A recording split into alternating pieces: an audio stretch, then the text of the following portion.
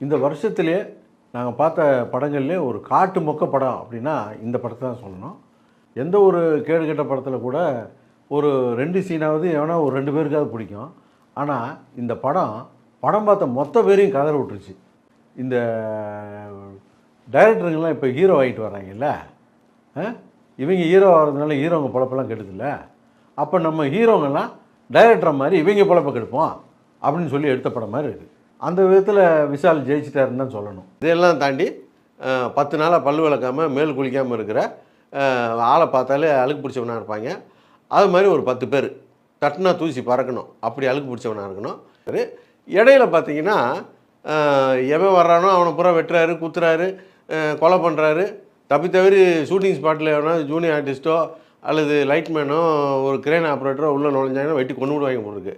அந்த அளவுக்கு பார்க்குறவங்களாம் வெட்டிக்கிட்டு கிடக்குறாங்க. நீங்கள் தேட்டருக்கு வெளியே இருந்து கேட்டிங்கன்னா உள்ளே சலங்கு வழியோ சங்கராபரணமோ ஓடிக்கிட்டு இருக்குன்னு நினைப்பீங்க. ஆனால் அவர் எங்கே நடித்தார்? மூஞ்சி பூரா முடிய வச்சு மூடிக்கிட்டு புதருக்குள்ளேருந்து எட்டி பார்த்த மாதிரி இருக்கார். ஜென்சி கிட்ஸை இவங்க முட்டா பையனே முடிவு பண்ணிட்டாங்க போட்டுருக்கு. நீங்களும் முட்டாள் ஜென்சியாக இருந்தால் இந்த படத்தை மிஸ் பண்ணாமல் பாருங்கள்.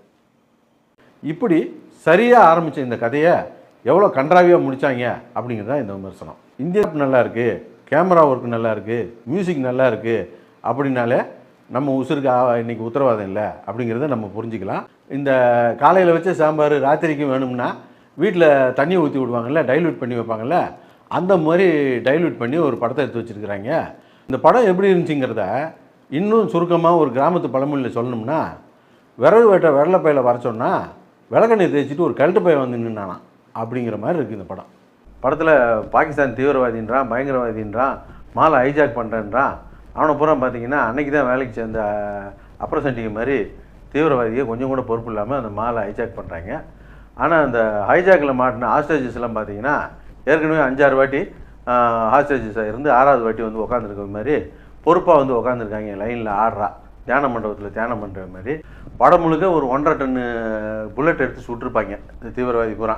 அதில் ஒரு புல்லட்டு கூட ஹீரோ மேலே பட மாட்டேங்குது. அவர் பார்த்தாலே விலகி போயிடுது போட்டுருக்கு. நமக்கு பொழுது போகாமல் இருந்தால் இந்த பாகிஸ்தான் பார்டர் பக்கம் போய் ஒரு 4 தீவிரவாதி இழுத்துட்டு வெளுன்னு வெளுக்கலாமா அப்படின்னு சொல்லிட்டு கையெல்லாம் பரவரன்னு இருக்குது. அப்புறம் பார்த்தா அங்கே லிஃப்ட் வேலை செய்யாது, எஸ்கலேட்டர் வேலை செய்யாது, இன்டர்நெட் வேலை செய்யாது அப்படிங்கிறாங்க. வெறும் 200 பேர் வர்ற மாலை வச்சுக்கிட்டு அவன் எப்படி கரண்ட் பில்லு கட்டுவான், இன்டர்நெட் பில்லு கட்டுவான்? அந்த மால் ஓனரே தான் அதெல்லாம் ஆஃப் பண்ணி வச்சுருப்பான். அது ஒரு ஃபைட்டு. அப்புறம் பார்த்தா கிளைமேக்ஸில் ஒரு பெரிய வில்லன் ஒருத்தரை காட்டுறாங்க. அந்த வில்லன் கூட இவர் ஃபைட் பண்ணியிருந்தாருன்னா அந்த பழி தீராத பழி ஆகிருக்கும் விஜய் மேலேயே. அப்படி ஒரு வில்லனை காட்டுறாங்க. மாலை ஹைஜாக் பண்ணிட்டாங்க, பிணைய கைதியை பிடிச்சி வச்சுட்டாங்க அப்படின்னு ஒரு கதை சொல்கிறாங்கல்ல, அந்த பிணைய கைதியை நம்ம தான் 3 மணி நேரம் பிடிச்சி வச்சுக்கிறாங்க நம்மளை.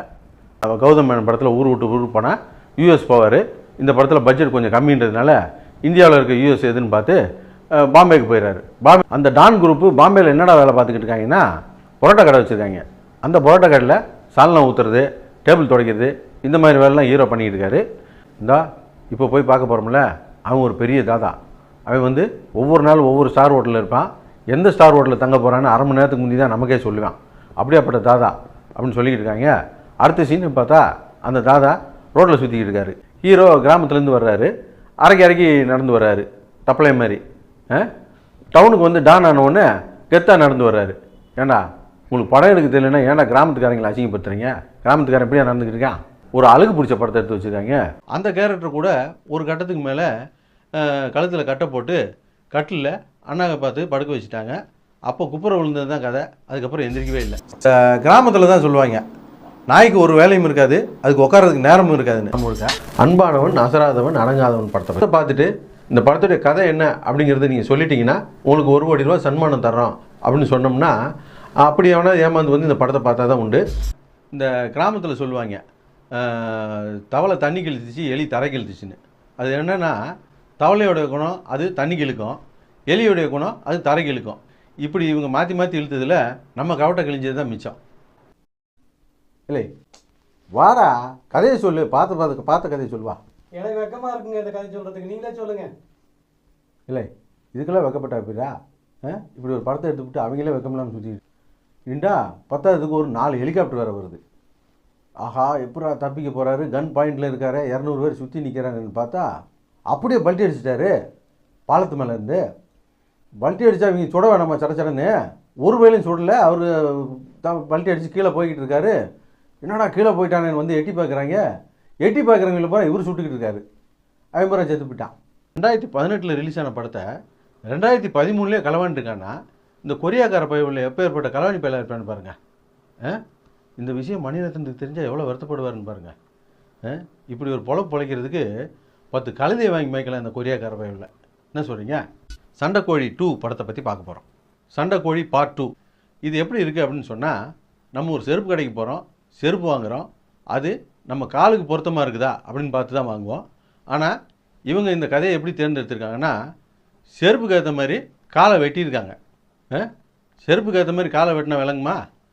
அது மட்டும் இல்லாமல் படத்தில் ராஜ்கிரண் கேரக்டர் தான் கொஞ்சம் கதையை நகர்த்தி கொண்டு போயிட்டு இருந்துச்சு. அந்த கேரக்டர் கூட ஒரு கட்டத்துக்கு மேலே கழுத்தில் கட்டை போட்டு கட்டிலில் அண்ணாவை பார்த்து படுக்க வச்சுட்டாங்க. அப்போ குப்புற விழுந்தது தான் கதை. அதுக்கப்புறம் எந்திரிக்கவே இல்லை. கிராமத்தில் தான் சொல்லுவாங்க, நாய்க்கு ஒரு வேலையும் இருக்காது, அதுக்கு உட்காரதுக்கு நேரமும் இருக்காதுன்னு. நாயை நல்லா கவனிச்சு பாருங்களேன். எப்போ பார்த்தாலும் அங்கிட்டுக்கிட்டுமா ஓடிக்கிட்டே இருக்கும், ஆனால் அதுக்கு ஒரு வேலையும் இருக்காது.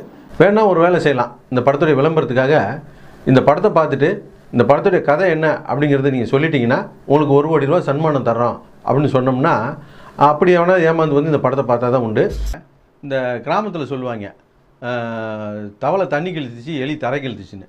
அது என்னென்னா, தவளையோடைய குணம் அது தண்ணி கிழிக்கும், எலியோடைய குணம் அது தரை கிழிக்கும். இப்படி இவங்க மாற்றி மாற்றி இழுத்ததில் நம்ம கவட்டை கிழிஞ்சது தான் மிச்சம். விவேகம் படத்தை பற்றி பார்க்க போகிறோம். இல்லை, நீ தானே படத்துக்கு வந்த? இங்கே வா. இந்த படத்துக்கு நீ கதை சொல்லு. இங்கே வா. நான் வரலப்பா, நீங்களே சொல்லுங்க. வாடா, கதையை சொல்லு. பார்த்த கதையை சொல்லுவா. எனக்கு வெக்கமா இருக்குங்க இந்த கதை சொல்றதுக்கு, நீங்களே சொல்லுங்க. இல்லை, இதுக்கெல்லாம் வெக்கப்பட்டா எப்படிடா? இப்படி ஒரு படத்தை எடுத்துக்கிட்டு அவங்களே வெக்கமில்லாமல் சுற்றிட்டு இண்டா. 10க்கு ஒரு 4 ஹெலிகாப்டர் வேறு வருது. ஆஹா, எப்படா தப்பிக்க போகிறாரு, கன் பாயிண்டில் இருக்காரு, 200 பேர் சுற்றி நிற்கிறாங்கன்னு பார்த்தா அப்படியே பல்ட்டி அடிச்சிட்டாரு. பாலத்து மேலே இருந்து பல்ட்டி அடித்தா இவங்க சுட வேணாமா சடச்சடன்னு? ஒரு வேலையும் சுடல. அவர் பல்ட்டி அடித்து கீழே போய்கிட்டு இருக்காரு. என்னடா கீழே போயிட்டானேன்னு வந்து எட்டி பார்க்குறாங்க. எட்டி பார்க்குறவங்கள போகிற இவர் சுட்டுக்கிட்டு இருக்காரு. அவன் பூரா செத்து போயிட்டான். அதுக்கப்புறம் ட்ரெயினில் போய்கிட்டு இருக்க அந்த 700 பேர் கதி என்னாச்சு, இவங்க நம்பி படம் பார்க்க போனால் நம்ம கதியெல்லாம் என்னாச்சு அப்படிங்கிறத இந்த படத்துடைய மீதி கதை.